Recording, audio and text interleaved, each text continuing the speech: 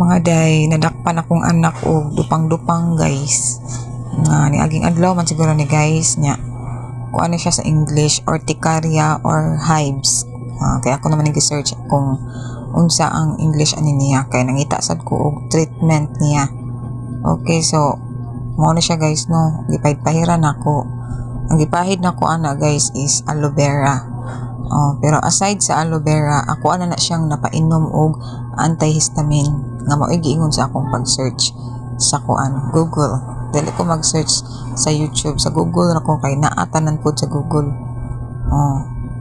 Dayon, super effective kaayo siya guys. Ang aloe vera guys, may gali guys kay naarapoy tanom diri ang akong mama ana daghan. So nakakuan jud mi, nakatambal jud mi dayon niya sa dihang gidupang-dupang siya.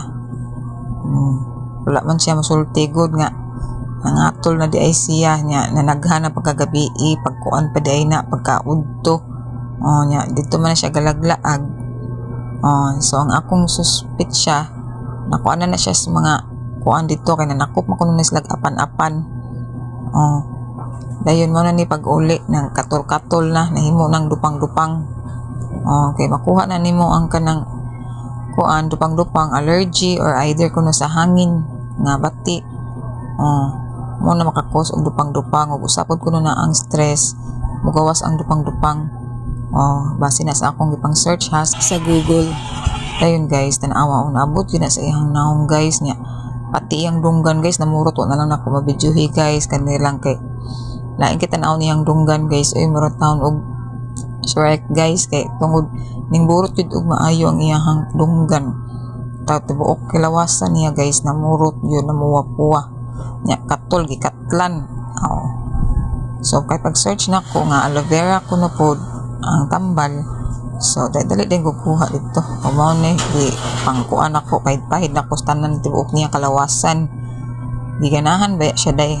Nakatug pod siya pag human ana. Kay bugnaw man kuno ang aloe vera ingon siya. Ana mi siya nga bugnaw ma. So nindot kayo kuno sa pamati. Kay bugnaw. Og tuod man day pagkaugma day nangawagtang gyud ang iyahang kuan day dupang-dupang. So super effective jud kaayo ang aloe vera guys. Pero nakainom na siya og kuan guys ha. Og kanang antihistamine.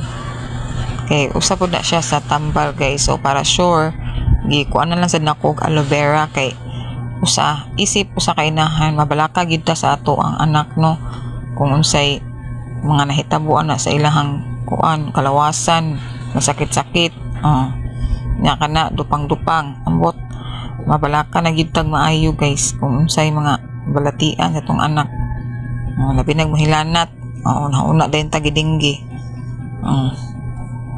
Dali din tag pangitag mga herbal kay maora man gyud madali-dali na to ang herbal labi na kanang dinggi kuno hay na.